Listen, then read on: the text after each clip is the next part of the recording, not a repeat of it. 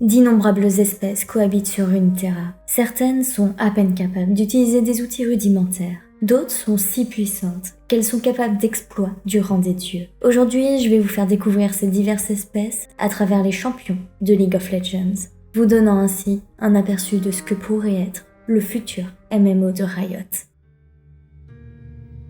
Commençons par les êtres ascensionnés, des humains transformés par la magie et dépassant leurs conditions mortelles. Les premiers d'entre eux sont les transfigurés, des dieux guerriers chourimiens métamorphosés par le disque solaire.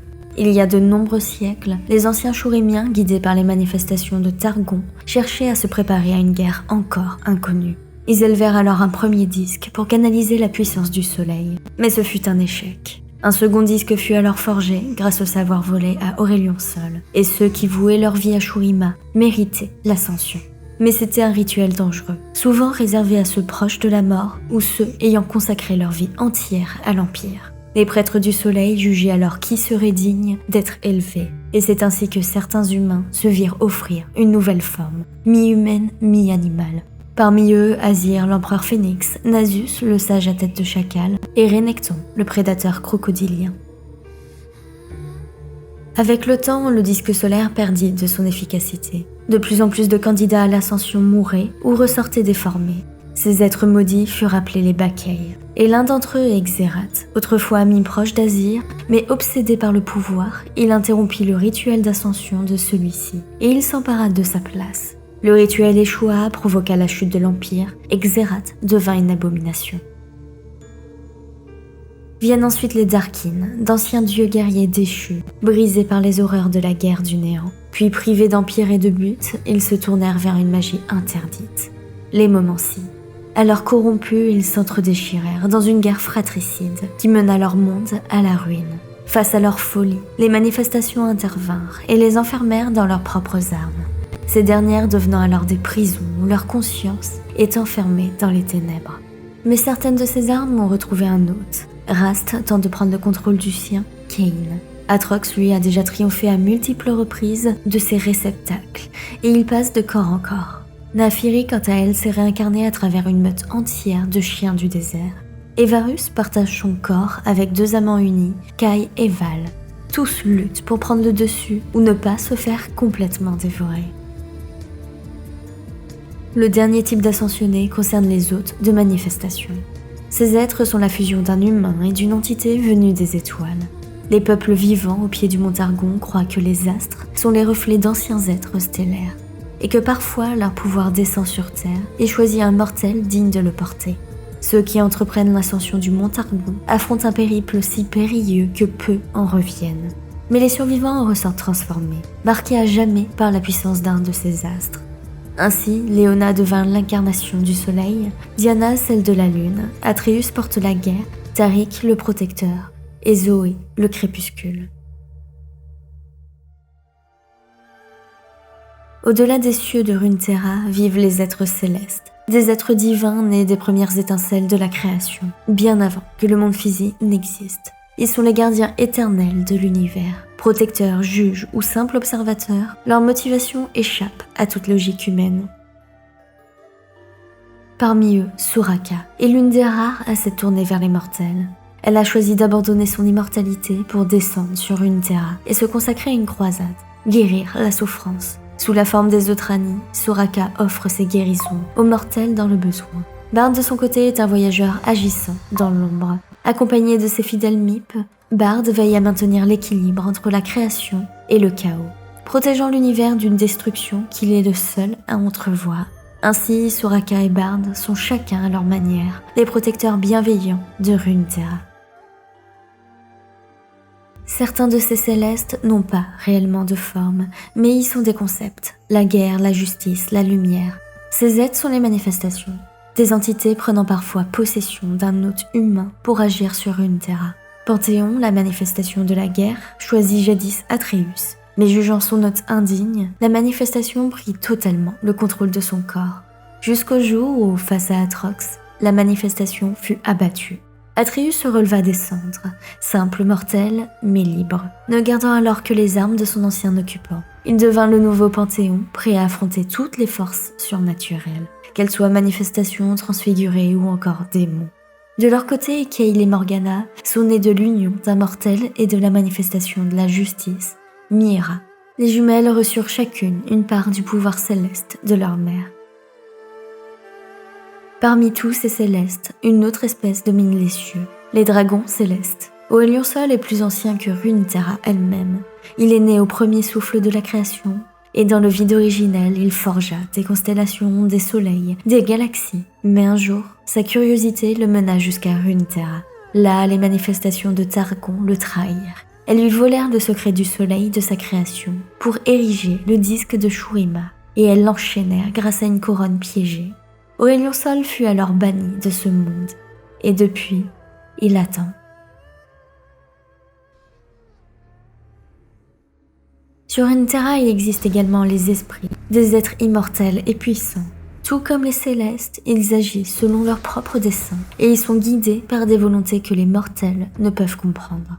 Qu'ils soient vénérés ou redoutés, leur influence s'étend à travers les âges. Leur apparence varie selon les croyances et traditions des peuples. Les démons sont des esprits s'alimentant des émotions les plus négatives de l'humanité. Ils se nourrissent des tourments des mortels et manipulent leur proie. Chaque démon incarne une émotion, un vice et s'en nourrit jusqu'à la mort de sa victime. On les trouve là où règne la peur, le désespoir et la folie. Fiddlestick, le tout premier démon, est né du premier cri de la création. Il est la peur incarnée, un vestige ancien rôdant là où les guerres éclatent. Evin, elle, se nourrit du désir et de la luxure, Nocturne des cauchemars, et Tamkench de la misère et des mensonges des hommes. Les fées comme Pix, le compagnon de Lulu, sont des créatures humanoïdes ailées, malicieuses. Elles manipulent la matière et la magie, transformant la réalité selon leur volonté. Leurs clairières ne peuvent être atteintes que par invitation. Sans cela, les mortels s'y perdent à jamais. Les fans féeriques, tels que Lilia, errent dans les forêts spirituelles d'Ionia. Ils veillent sur les rêves et les espoirs de la nature et des humains. Les dieux esprits sont de puissants esprits, représentant des cultures de civilisations entières. Leur pouvoir grandit avec le nombre de fidèles qui les vénèrent, et tout comme les démons, leurs formes divergent selon les cultures. Jana, autrefois vénérée dans les traditions shurimiennes comme la protectrice des marins, est aujourd'hui la divinité protectrice de Zone. Du côté de Freljord, des esprits primordiaux dominent. Anivia, symbole d'espoir et de renouveau. Volibear, incarnation de la fureur des tempêtes. Orn, le forgeron, et les autres frères et sœurs. Et puis, il y a Kindred, les essences jumelles de la mort, l'agneau et le loup, que certains craignent et d'autres vénèrent.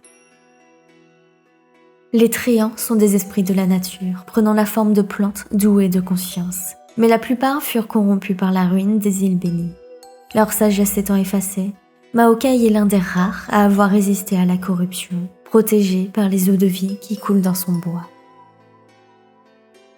Les Yordles sont une race d'esprits à l'apparence de petits mammifères bipèdes, venus de Bantle City.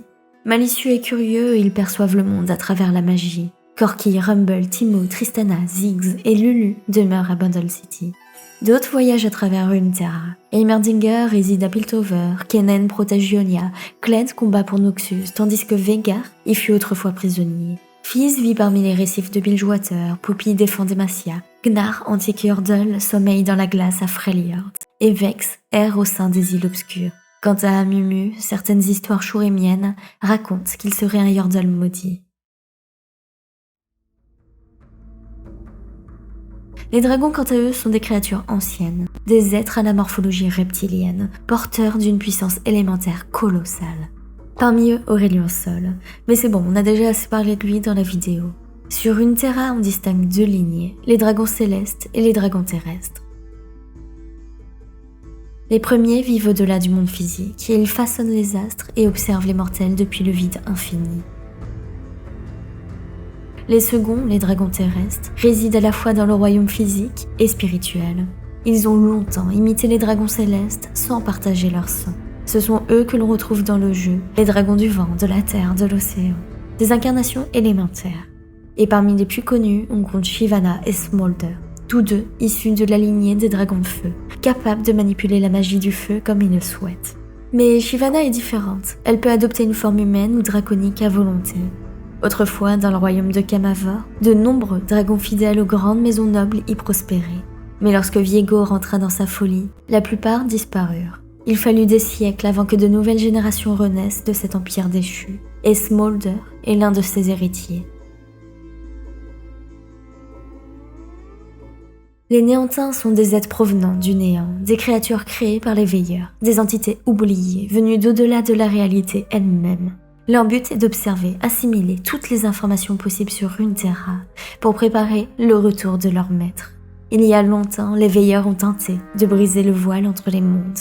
Durant un bref instant, ils ont senti la réalité, avant que le passage ne se referme, les enfermant entre le néant et le monde physique. C'est alors qu'ils ont façonné les premiers Néantins à partir de matière brute, et leur ont infusé un semblant de conscience. Ces espions du néant sont programmés pour apprendre, évoluer et dévorer. Aujourd'hui, la plupart des failles du néant ont été scellées, mais certaines sont toujours actives, la corruption du néant ne cessant de s'étendre. Parmi les Néantins, certains se distinguent. Belvet naît de la matière d'une cité entière dévorée par le néant. Bien que les veilleurs soient ses créateurs, elle les méprise. Là où eux veulent détruire la création, elle veut la remodeler à son image.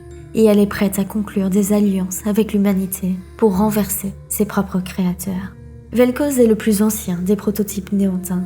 Cho'Gath, Kha'Zix, Kangmo, quant à eux, sont des prédateurs créés pour consommer, évoluer et perpétuer la volonté du néant.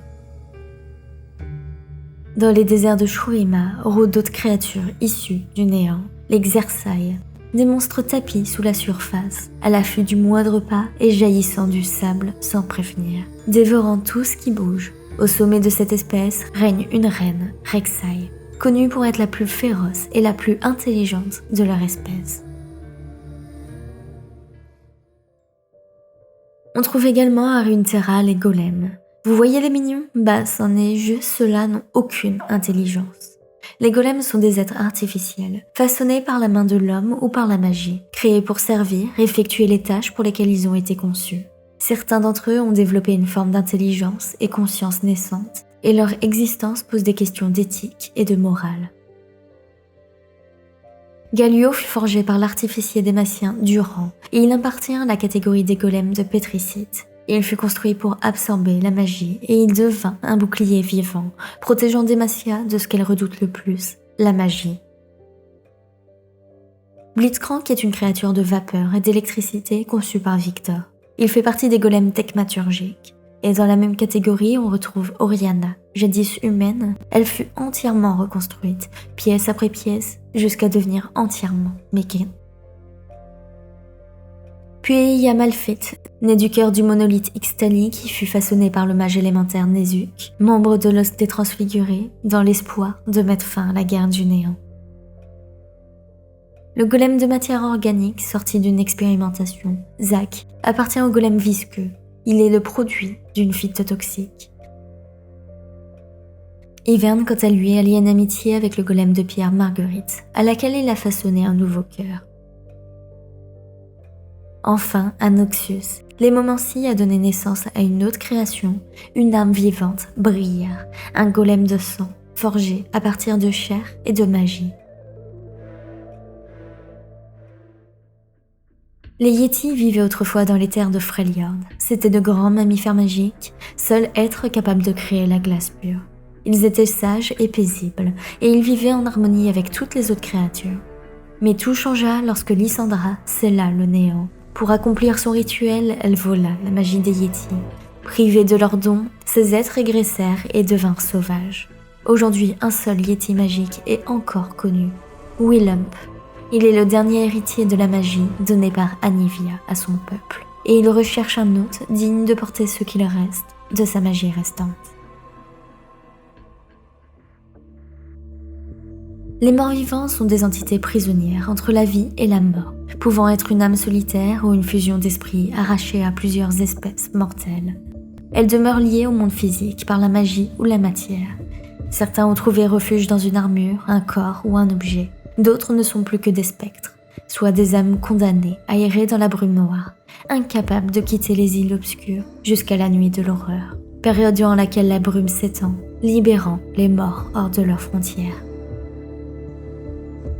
Les revenants sont des âmes liées à un objet dans le monde physique. Leur esprit habite alors une enveloppe pouvant être une relique, une armure. Mordekaiser est l'un des plus anciens seigneurs de la mort. Des sorciers l'ont ramené à la vie en liant son âme à son ancienne armure d'acier. Nautilus, quant à lui, fut un plongeur trahi et abandonné dans les profondeurs. Quand il revint, son âme était liée à sa combinaison de plongée. Pike fut une autre victime de trahison et il renaquit lié à son harpon. Enfin, Sion, ancien héros de Noxus, tombé sur le champ de bataille, fut ressuscité par les Momancy. Les spectres sont les morts vivants les plus nombreux au sein des îles obscures. Ces êtres sont des esprits tourmentés, vestiges de leur ancienne vie. Et leur force dépend de ce qui leur reste de conscience. Plus un spectre se souvient de ce qu'il était, plus il est puissant. Les plus faibles ne sont que des amalgames sans forme, tandis que les plus forts peuvent reprendre une forme corporelle. Autrefois général glorieux, Ekarim est aujourd'hui l'ombre de lui-même. Transformé en monstre spectral mi-homme mi-cheval, il ne vit que pour massacrer.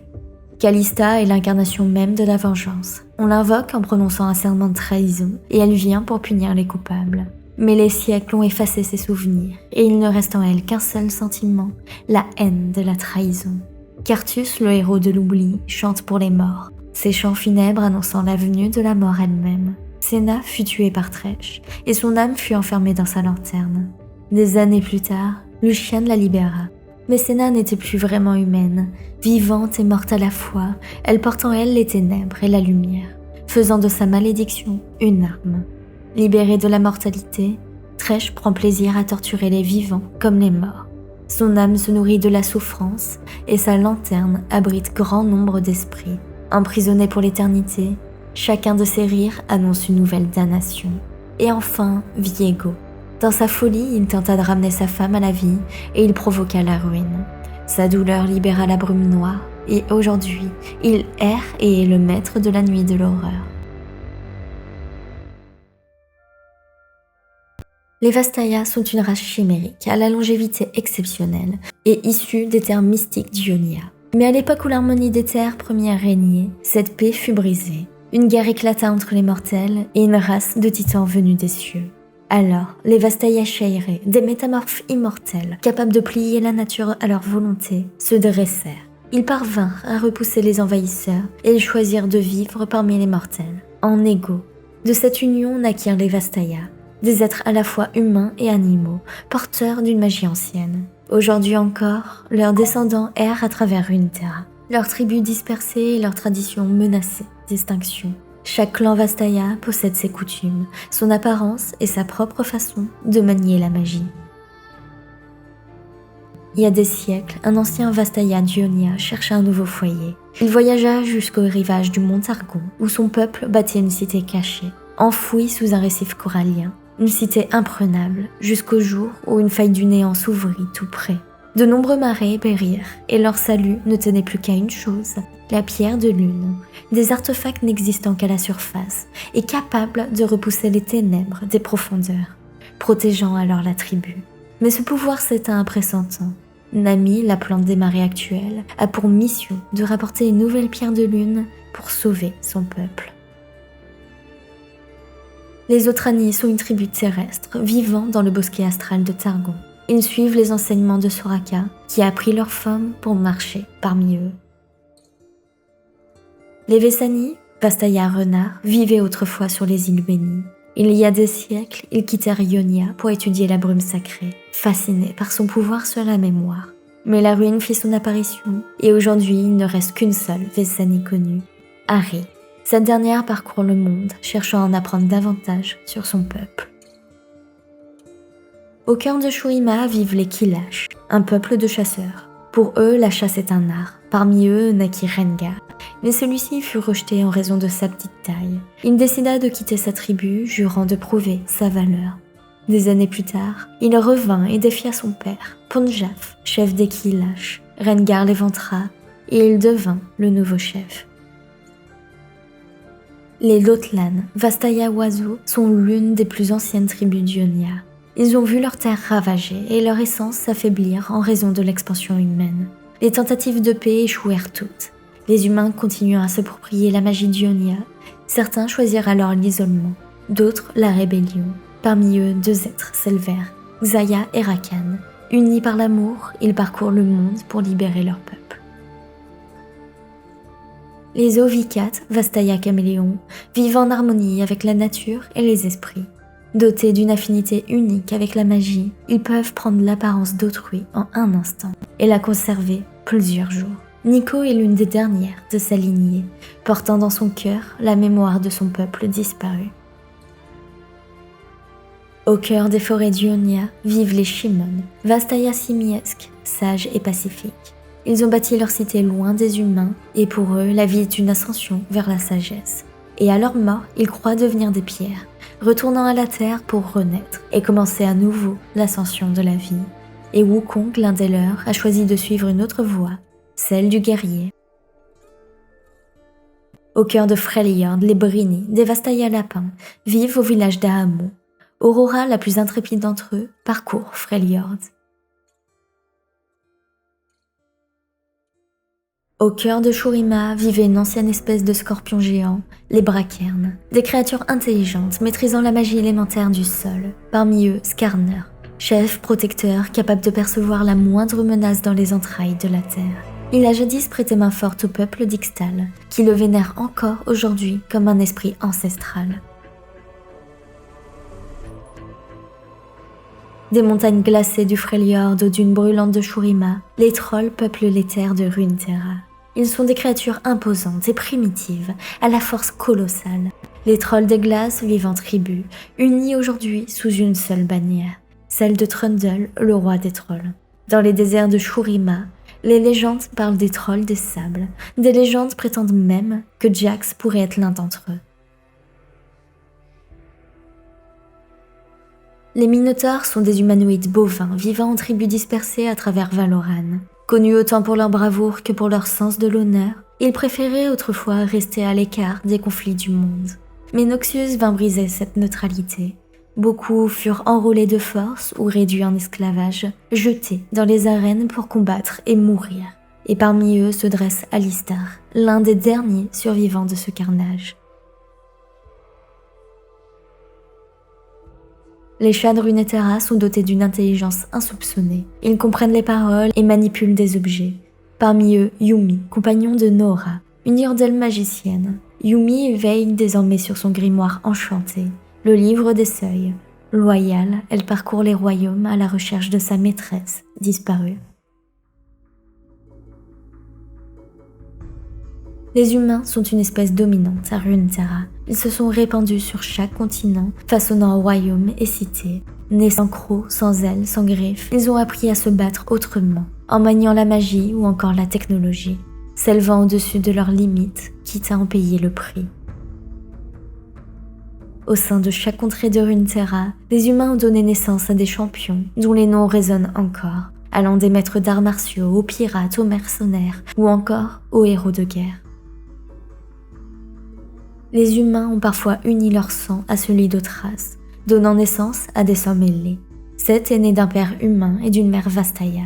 Nidalee et Udyr, eux aussi, ont dans leurs veines le sang ancien des Vastaya.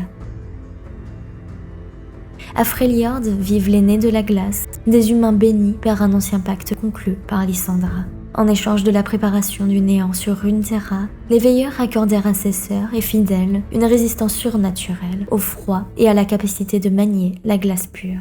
Mais lorsque les véritables intentions du néant furent révélées, Lysandra sacrifia les siens et elle enferma les veilleurs sous une barrière de glace éternelle. Aujourd'hui, peu d'Iceborn subsistent et ils sont essentiellement humains.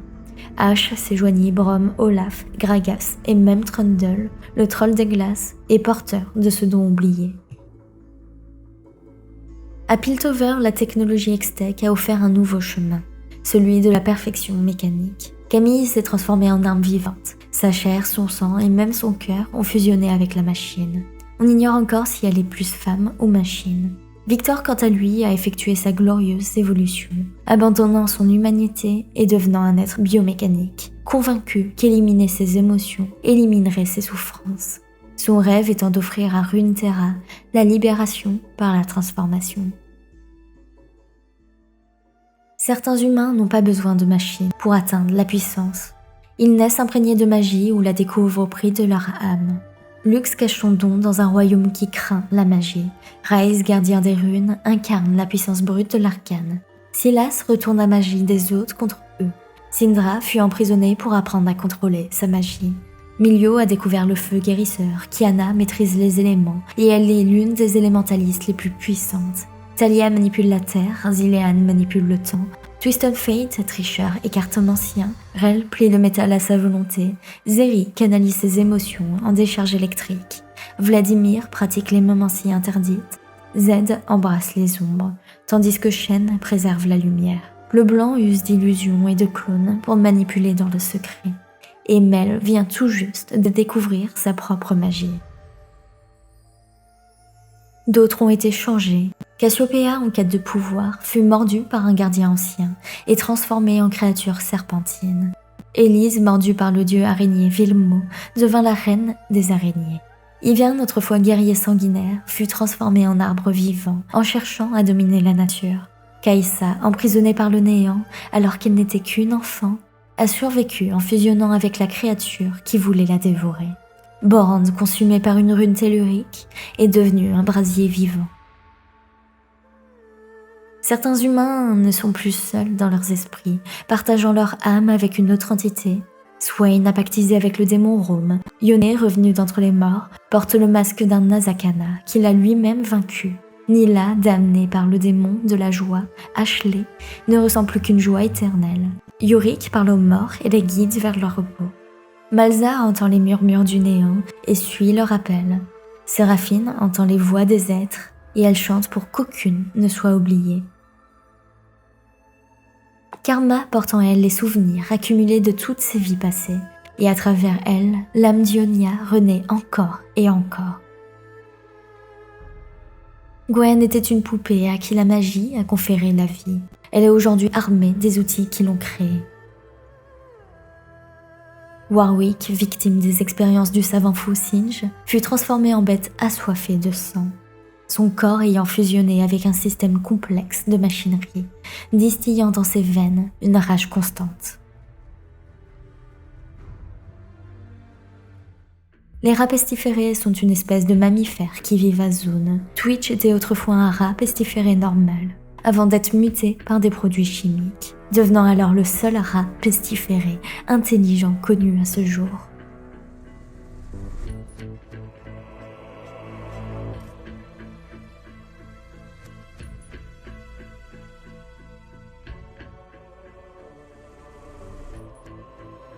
Si la vidéo vous a plu, abonnez-vous, partagez, likez, commentez, c'est la meilleure chose que vous puissiez faire. Et ça paye les croquettes du chat. Et si vous êtes arrivé jusque là dans la vidéo, indiquez-moi en commentaire quelle espèce et quelle région vous aimeriez jouer dans le futur MMO de Riot. Sur ce, je vous dis à la prochaine.